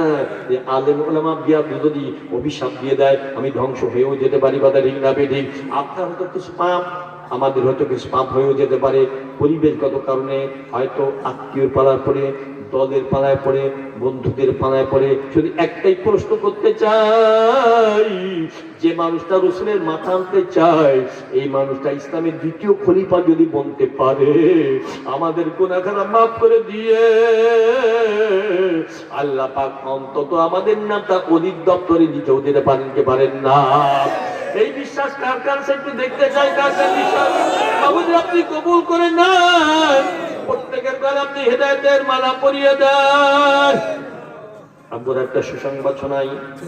বলা হয়েছে আল্লাহ পাক সম্পর্কে যেমন মানুষের ধারণা রাখবে, আল্লাহ পাক তার সাথে তেমনই ব্যবহার দেখাবে। আমরা কেমন ধারণা পোষণ করলাম, আল্লাহ পাক আমাদেরকে মাফ করেও দিতে পারেন। তাহলে আল্লাহ পাক এরকমই ব্যবহার দেখাবে, আশা করা যায় কি যায় না? আমার একটা সনদ আজকে আমার হাতে আছে, জানেন নাকি? আমি মুসাফির, সনদ এইটাই। আল্লাহ পাক হাবিব বলেছেন মুসাফিরের দোয়া কিন্তু ব্যর্থ হয় না। এটা কি মিথ্যা হবে না সত্য হবে? এই একটা সনদ নিয়ে আপনাদের জন্য দোয়া করতে চাই, আমার নিজের জন্য দোয়া করতে চাই, মেয়েদের জন্য দোয়া করতে চাই। মাবুদ রে, মুসাফির হালাতে একটাই দেখানোর মতো সনদ, আমি মুসাফির। মাবুদ রে, পুরুষ প্যান্ডেল হোক আর মহিলা প্যান্ডেল হোক, এর মধ্যে কারো নামটা জাহান্নামের তালিকায় যদি থেকেও থাকে, মাবুদ রে, মুসাফির হালাতে দাবি করলাম ওই নামটা জাহান্নামের তালিকা থেকে কেটে দিয়ে প্রত্যেকের নামটা জান্নাতীদের তালিকাভুক্ত করে দেন। সবাই বলি আমিন। আমি দোয়া করলাম, আপনার আমিন বলে একটু বিশ্লেষণ হয়ে যাক। আমি মুসাফির হালাতে দোয়া করলাম, আপনার কি বলেছেন? আমিন বলেছেন। এখানে ছোট ছোট বাচ্চারাও আছে কিনা, যাদের এখনো গুনাহ লেখা শুরু হয় নাই, ওরা মাসুম আছে কিনা, ওরাও আমিন বলে সাপোর্ট দিয়েছে, সমর্থন করেছে। কথা ঠিক না বিধি? শুধু তাই না, অনেক মুরব্বিয়ান একরাম আছেন কিনা, যারা দোয়া করলে ফেরত দিতে আল্লাহ পাক লজ্জাবোধ করেন, ওরাও কিন্তু আমিন বলে ফেলেছে। এখানে নায়েবের সুলতান আছেন, আলেম ওলামা, যারা নাকি আমাদের রাহাবার, কথা ঠিক না বিধি, তারাও কিন্তু আমিন বলেছে। শুধু তাই না, মহিলা প্যান্ডেল আমার মেয়েরা, তারাও কিন্তু আমিন বলেছে। ওদের দোয়া কিন্তু পুরুষের থেকে বেশি কবুল হয়। যারা আছে কিনা, আমি দোয়া করলাম মুসাফির হালাতে, আপনার সবাই আমিন আমিন বললেন। এখন তো আশাও করতে পারি, দাবিও করতে পারি, আল্লাহ পাক হয়তো আমাদেরকে জাহান্নামের আগুনে পোড়াবেন না। কথা ঠিক না বিধি? আবুরা গোড়ার কথা মনে আছে নাকি? ওই জায়গা ঠিক করতে হলে 1 নম্বর রসদ কি? খাঁটি তওবা। আপনারা কবে খাঁটি তওবা করতে চান? 2025 সালে, 24, 23, আগামী বছর পদ্মা সেতু উদ্বোধনের পর কবে করলে ভালো হয় তওবা? কোন সমস্যা আছে নাকি? আবুরা ঢাকার থেকে এসেছি আপনাকে ধোঁকায় ফেলানোর জন্য নাকি, প্রতারণা করবার জন্য নাকি, আপনাদের ক্ষতি করবার জন্য? সবার মঙ্গল কামনা করে বলি, সময় সুযোগ কিন্তু চলে যায়। এমনটা হতে পারে আমার সাথে আপনাদের কোনোদিন দেখা হবে না, আর আপনাদের সাথে আমার হয়তো আর পরবর্তীতে দেখা হবে না, হতে পারে কি পারে না? সুযোগ যখন আল্লাহ পাক মিলিয়ে দিয়েছেন, কত গুনাহ করেছি, কত পাপ করেছি, পাপের বিনিময়ে জাহান্নাম, নেকের বিনিময়ে জান্নাত। আমরা তো জান্নাত আশা করেছি, কেন? জাহান্নামের আযাব কেউ সহ্য করে পারবো না। আব্বুরা ছোট্ট জিন্দেগি খতম হওয়ার পর সামনের জিন্দেগি চিত্র কোরআনে পাকে আছে কিনা? আছে কিনা? দু একটা বলবো নাকি? যারা মোমেন, যারা ইমানও আছে, আমলও করে, নেক আমল করে, পাপের থেকে বেঁচে থাকে, একদল আছে কিনা? ওরা যখন কিয়ামতের ময়দানে উঠবে, মুত্তাকি পরহেজগার, ওদেরকে ইস্তিকবাল করার জন্য ফেরেশতাদেরকে নিয়োগ দেওয়া হবে। ওই দিনে ইস্তিকবাল করবে কারা? ফেরেশতারা। এবার ওরা উঠবে, এবার বলে চলেন আল্লাহ পাকের পাগলেরা, আপনাদের জন্য জান্নাত অপেক্ষা করতেছে। নিতে নিতে নিতে নিতে জান্নাতের গেটের কাছে যখন যাবে, ওরা নিজ কানে শুনতে পারবে, সালামুন আলাইকুম তিবতুম ফাদখুলুহা খালিদিন। সালাম নাও, সালাম নাও, এই সেই জান্নাত ঢুকে যাও, এই জান্নাত থেকে কোনোদিন বের হওয়া লাগবে না। ওরা যখন ঢুকে পড়বে, লাখ লাখ নেয়ামত যা কোনোদিন ভাবতেও পারি নাই, ওদের জবান থেকে একটা শুকরিয়ার বাক্য বের হয়ে যাবে, বলবে আলহামদুলিল্লাহ। আব্বুরা, আমরা এখানে আলহামদুলিল্লাহ বলেছিলাম, জান্নাতীদের প্রথম বাক্য কি হবে? আলহামদুলিল্লাহ। আমরা ওখানেও গিয়ে আলহামদুলিল্লাহ বলতে চাইবে, যাই না। মুত্তাকি পরহেজগার হওয়া লাগবে। 1 নম্বরের ঔষধ কি বলেছিলাম? কবে করবো? খুশি হয়েছি, আল্লাহ পাক খুশি হয়ে গেছেন, শুকরিয়াতে বলি আলহামদুলিল্লাহ। 2 নম্বরটা কি বলেছিলাম? আল্লাহ পাকের জিকির। আব্বুরা কাজ বেশি করবেন, হাতে ব্যথা হতে পারে কি পারে না? বেশি পথ চলবেন, পায়ে ব্যথা হতে পারে কি পারে না? বোঝা বেশি বহন করবেন, কাঁধে ব্যথা হতে পারে কি পারে না? কিন্তু পরীক্ষা করে দেখবেন, আমার মাওলা পাকের নামটা ধরে হাজার হাজার বার ডাকবেন, জিহ্বায় কোনো দিন ব্যথা হবে না। 3 নম্বরটা মনে আছে নাকি? সহবাতে আহলুল্লাহ, আল্লাহর ওলিদের সহবাতে যাওয়া লাগবে কি লাগবে না? এইখানে একটা মতভেদ সমাজে আছে, বলবো না, কি রাগ করবেন না কেউ? কেউ কেউ বলে যে আমি নিজেই তো পড়তে পারি, ঘরে কিতাব আছে, বাংলায় অনুবাদও আছে, নিজে পড়েই তো আমি সুন্দর হয়ে যেতে পারি, ভালো আমলদার হয়ে যেতে পারি। আব্বুরা, এই কথা কিন্তু আগের দিনে যারা ছিলেন তারাও তো দাবি করতে পারতেন। কিন্তু আমি দু একটা নাম বলি, আশরাফ আলী থানভী রহমাতুল্লাহ আলাইহি, তিনি কি ছোট আলেম ছিলেন না বড় আলেম ছিলেন? হাফেজ, কারি, মাওলানা, মুহাদ্দিস, মুফতি, হাজি, ডাক্তার, এইভাবে 18টা দৌলত আল্লাহ পাক তাকে দান করেছিলেন। আব্বুরা, তিনিও নিজের ইসলামের জন্য, আত্মশুদ্ধির জন্য বুজুর্গানের কাছে গেছেন কি গেছেন না? পীরের কাছে গেছেন কি গেছেন না? আচ্ছা, রশিদ আহমদ গঙ্গি রহমাতুল্লাহ আলাইহি, যাকে জামানার আবু হানিফা বলা হয়ে থাকে, তিনিও পীরের কাছে গেছেন কি গেছেন না? আমাদের বাংলাদেশে সদস্য হুজুর রহমাতুল্লাহ আলাইহি, আল্লামা শামসুল হক সাহেব ফরিদপুর রহমাতুল্লাহ আলাইহি, তিনিও নিজের ইসলামের জন্য মুরব্বি ধরেছেন কিনা? তাহলে বুঝতে পারলাম শুধু নিজের শিক্ষার উপরে ভর করে চললে হবে না। একটা উদাহরণ দিব নাকি বড় একটা উদাহরণ? আপনার কি ট্যাঙ্ক লরি চেনেন নাকি? বড় বড় সড়কে তেলবাহী বড় ট্রাক চলে, ওর ট্যাঙ্ক দিয়ে থাকে, দেখছেন নাকি? যার মধ্যে ডিজেল থাকে, পেট্রোল থাকে, অকটেন থাকে। এর একটা গাড়ি চলতে চলতে যখন একটা পেট্রোল পাম্প পায়, একদিন দাঁড়িয়ে যায়, দেখেছেন কিনা? এবার দাঁড়িয়ে বলে 50 লিটার দাও, 60 লিটার দাও, 70 লিটার দাও, 80 লিটার দাও, 100 লিটার দাও। এবার একজন কর্মচারী, অশিক্ষিত কর্মচারী জিজ্ঞাসা করে, ভাইজান আপনার গাড়ির ট্যাঙ্কির মধ্যে কি বিশাল ট্যাঙ্কি? বলে এর মধ্যে ডিজেল। বলে এখনো আছে? বলে হ্যাঁ এখনো আছে। কি পরিমাণ? করে প্রায় 2500 লিটার। বলে এত ডিজেল আপনার গাড়ির ট্যাঙ্কের মধ্যে থাকতে আপনি মাত্র 50 লিটার ডিজেলের জন্য গাড়িকে কোনো দাঁড় করালেন? প্রশ্ন করতে পারে কি পারে না? এবার বুঝিয়ে দেয় না, তুমি বসো নাই, আমার গাড়িতে কিন্তু ট্যাঙ্কি একটা নয়, তুমি উপরের ট্যাঙ্কি যেটা দেখছো এর মধ্যে যতই ডিজেল থাকুক না কেন, এর জোরে আমার গাড়ির চাকা একটা পাকও ঘুরবে না। তুমি নিচের দিকে তাকিয়ে দেখো, একটা ছোট্ট ট্যাঙ্কি দেখা যায়, এর মধ্যে ডিজেল না থাকলে আমার গাড়ি আর চলে না। বলে গেলাম বিজ্ঞ বুজুর্গ ওলামায়ে কেরাম কিশোরগঞ্জ জেলায় এবং শহরে আছে, তাদের থেকে জিজ্ঞাসা করে আমি বলে যাচ্ছি, যদি ভুল হয় সংশোধন করে নেবেন। আল্লাহ পাক আমাদেরকে 2টা ট্যাঙ্কি দান করেছেন। কয়টা? একটার নাম ব্রেন, একটার নাম কি? আরেকটার নাম আপনাদের থেকে শুনবো, আরেকটার নাম, একটার নাম আরেকটা, একটার নাম ব্রেন, আরেকটা। আমি একটা করে বলে যাচ্ছি, ভুল হতেও পারে, আপনারা শুধরা নেবেন। আলেমুল আমার থেকে শিক্ষা, পাণ্ডিত্য, আক্ষরিক জ্ঞান, এর প্রভাব পড়ে কোথায়? ব্রেনে কোথায় পড়ে? এবার আল্লাহ পাকের ওলিদের কাছে যখন সঙ্গ লাভ করবেন, সহবাত নেবেন, অর্থাৎ যখন দীক্ষা গ্রহণ করবেন, দীক্ষার প্রভাব কিন্তু অন্য একটা জায়গায় পড়ে। জায়গাটার নাম বলে, দেখবেন যারা শিক্ষা এবং দীক্ষার সমন্বয় ঘটায়, দেখবেন তাদের 3.5 গাড়ির চাকা জান্নাতের রাস্তায় ঘুরতে সক্ষম হয়। কথা ঠিক না বেঠি? শুধু শিক্ষার দাপট যারা দেখায়, শিক্ষার দাপট দেখাতে দেখাতে বাংলাদেশে অনেক বড় শিক্ষিত তথাকথিত বুদ্ধিজীবী আজকে নাস্তিকতার চর্চা করে কি করে না? আব্বুরা, শিক্ষার উপরে ভর করলেই শুধু হবে না, শিক্ষা এবং দীক্ষার সমন্বয় ঘটানো লাগবে কি লাগবে না? আল্লাহ পাকের ওলিদের কাছে গেলে কি হয়? সহবাতের উসিলায় তাওয়াজ্জুহ ফয়েজ পাওয়া যায়।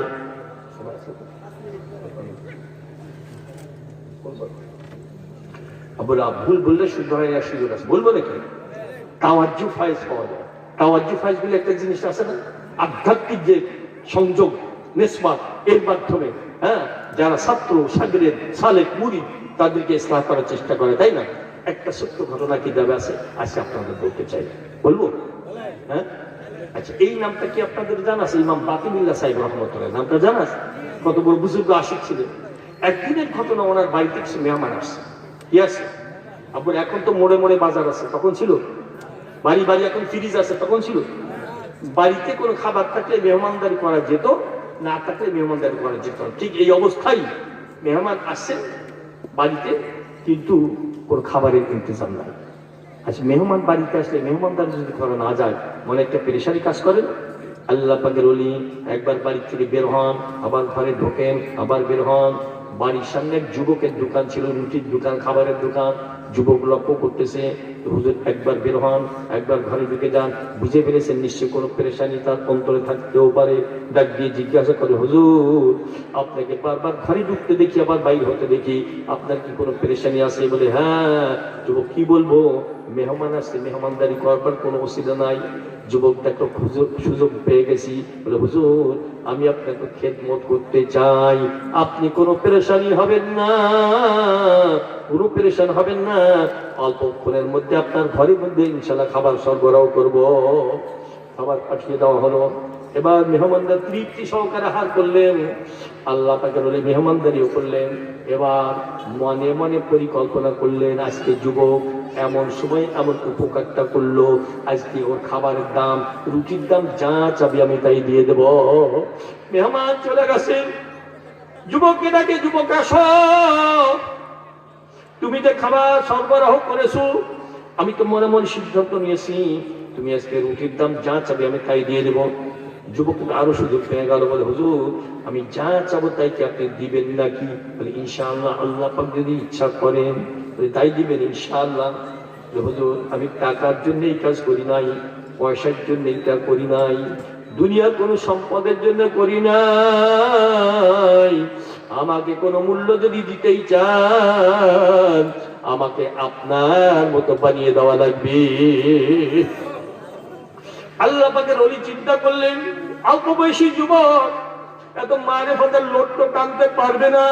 এই জন্য দেখবেন অনেক পীর বুজুর্গের ময়দানে দরবারে যখন ওয়াজ নসিহত চলে কিছু লোক ছটফট করে, কি করে না, মারিফতের লোড কিন্তু টানতে সবাই পারে না, সবাই লোড ক্যাপাসিটি এক রকমের হয় না।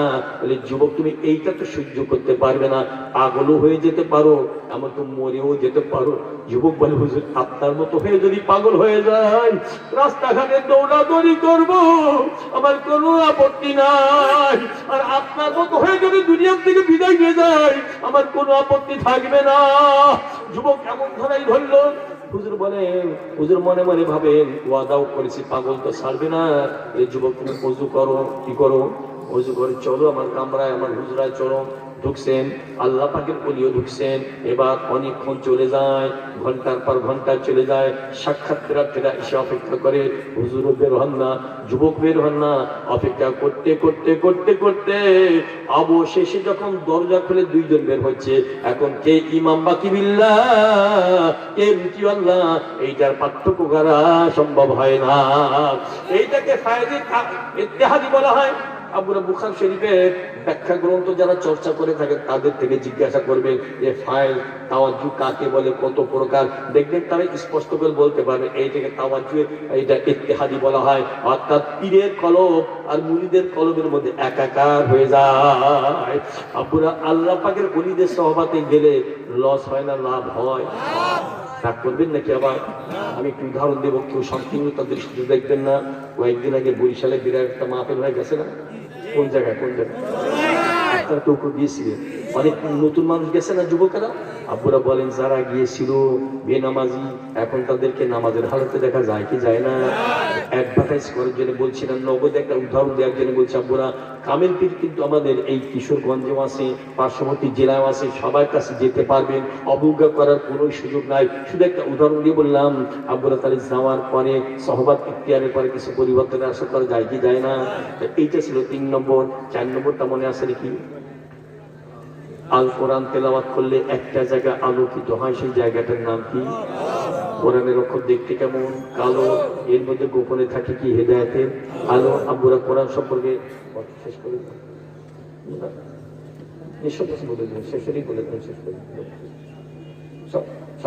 বলবে না কেন? কোরআন সম্পর্কে একটা কথা বলিস, আমার প্রশ্নের জবাব দিচ্ছেন, অনেক জবাব দিচ্ছেন, বিরক্ত হচ্ছেন নাকি? আব্বুরা আমি যেটার উপরে বসে এটার নাম কি? সবাই বলছেন না যে কি দিয়ে তৈরি? আচ্ছা, কাঠ দিয়ে অন্য কিছু তৈরি হয় না? দরজা, জানালা, খাট, পালং, পিড়ি, টেবিল। আবার এই যে দেখেন চেয়ারে বসলাম, হাত লাগে, পা লাগে, কোনো সমস্যা? জীবনের ঝুঁকি, সম্মানের ঝুঁকি, কোনো সমস্যা আছে না? আব্বুরা যে গাছের তক্তা দিয়ে এই চেয়ারখানা তৈরি হলো, একই গাছের তক্তা দিয়ে যদি আরেকটা জিনিস তৈরি করা হয়, যার উপরে আল কোরআন রাখা হয়। কি বলেন আপনারা? মাত্র 3 থেকে 4 দিন আল কোরআন রাখার পর এলাকার সবচেয়ে দুষ্ট ছেলেটার অজান্তে অনিচ্ছায় যদি রিহাটায় পা লেগে যায়, ওর অন্তরে একটা কম্পন শুরু হবে কি হবে না? হয়তো ভাবতেও পারি এত পাপ করলাম, গজব আসে নাই। যার উপরে আল কোরআন থেকে পা লেগে গেছে, গজব হয়তো অতি সন্নিকটে এসে গেছে, ওর অন্তরে কম্পন শুরু হয়ে গেল। কেন? কাছের দাম হঠাৎ করে কেন বেড়ে গেল? মাত্র একখানা কিতাবের ছোঁয়া লাগবার কারণে। কিতাবের নাম যদি বলেন নাই, একই গাছের তক্তার দাম বেড়ে গেছে। আচ্ছা বলো, আমার গায়ে একটা জামা আছে, আপনাদের গায়ে আছে কিনা? আচ্ছা, একই থানের কাপড় দিয়ে দেখেন জামা ময়লাও হয়, ময়লা জায়গা রাখাও হয়, কোনো সমস্যা আছে নাকি? কিন্তু একই থানের কাপড় দিয়ে যদি আর একটা প্যাকেট তৈরি করা হয় যার মধ্যে আল কোরআন রাখা হয়, যাকে জুজদান বলা হয়, মাত্র 3 থেকে 4 দিন আল কোরআন রাখার পর এলাকার সবচেয়ে দুষ্ট, বেয়াদব এবং বেপর্দা মেয়েটার অজান্তে অনিচ্ছায় যদি পা লেগে যায়, ওর অন্তরে কম্পন শুরু হবে কি হবে না? হঠাৎ করে কাপড়টার দাম বেড়ে গেল, একখানা কিতাবের ছোঁয়া লাগবার কারণে। কিতাবের নাম যদি বলতে পারেন নাই, সবাইকে বলতে পারেন নাই। আপনারা বছরে মাস কয়টা? আরবি বছরে 12 মাস, ইংরেজি বছরে 12 মাস। একটা মাসের নাম আপনাদের জবান থেকে শুনতে চাই, আগামী মাস বোধহয় সেইটাই, যে মাসে এমন নেকি আল্লাহ পাক দান করেন। অন্যান্য মাসে একটা ফরজ আদায় করলে যে সওয়াব হয়, ওই মাসে একটা নফল আদায় করলে একই সওয়াব পাওয়া যায়। পুরো মাসটার নাম। কারণটা কি? কি নাযিল হয়েছিল? আপনারা 365 রাত হলো বছরে নাকি, আর 355 রাত আরবি বছরে। আবার একটা রাতের নাম আপনাদের জবান থেকে শুনতে চাই, যে 1000 মাস লাগাতার ইবাদত করলে যত নেকি পাওয়া যায়, ওই একটা রাতের ইবাদত করলে তার থেকে বেশি নেকি পাওয়া যায়। আবার বলেন, কি নাযিল হয়েছিল? আল কোরআনে ছোঁয়া লাগবার করেন, রাত দামি হলো, মাস দামি হলো, কাঠ দামি হলো, কাপড় দামি হলো। শুধু একটাই প্রশ্ন করতে চাই, কোরআনে ছোঁয়া লাগবার কারণে যদি জড় পদার্থ দামি হতে পারে, আমরা আশরাফুল মাখলুকাত, আমরা যদি আল কোরআন আঁকড়ে ধরতে পারি, আমাদের মর্তবা বাড়তে পারে কি পারে না? আল্লাহ পাক সবাইকে আল কোরআনকে আপন করবার মতো আঁকড়ে ধরার তৌফিক দান করেন। সবাই বলি আমিন। পূর্বের জিন্দেগিতে যত পাপ করেছি, কোরআনের সাথে বেয়াদবি করেছি, আল্লাহ পাকে মাফ করে দেন। আমি সবার কাছে দোয়া চাই, আমিও সবার জন্য দোয়া করি। মাহবুদরে সবাইকে আপনি কবুল করে নেন, কিয়ামতের ময়দানে সবাইকে আপনি বিনা হিসেবে জান্নাত দিয়ে দিবেন। এই কথা বলে আমি এই দোয়া করি আমার আলোচনা শেষ করছি। আল্লাহ পাক সবাইকে আমল করার তৌফিক দান করেন। আমিন। আখিরু দাওয়ানা।